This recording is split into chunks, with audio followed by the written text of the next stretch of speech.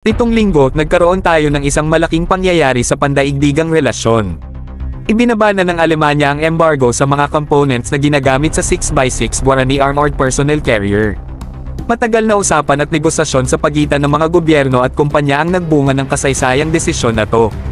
Ang Government Office for Export Control sa Alemanya, kilala bilang BAFA, ang naging mahalagang bahagi para mangyari ito. Handa na ba kayo sa balita? Dahil sa pangyayaring ito, makakatanggap na ang Pilipinas ng mga high-tech na sasakyan. Ang 6x6 Guarani ay isang tunay na pambihirang sasakyang militar at papunta na ito sa Pilipinas.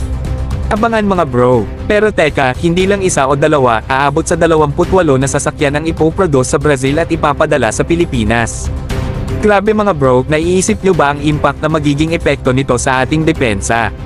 Malaking pagbabago ito mga bro. Pero hindi pa yan lahat. Nag-umpisa na ang produksyon. Ang unang 5 Guarani 6x6 armored vehicles ay malapit ng magliyag patungong Pilipinas sa mga susunod na linggo.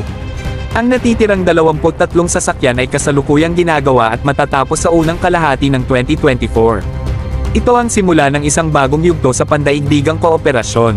Ito'y patunay ng bisa ng diplomasya, negosasyon, at ang pagkakaisa para sa seguridad. Kasama natin ang kasaysayan mga bro. Kaya mag-toast tayo para sa Germany para sa pag-allow deliver ang mga ito at sa Pilipinas sa kanilang determinasyon at pagsisikap. Sana ay maging daan ito para sa mas malalakas na pakikipagtulungan sa hinaharap.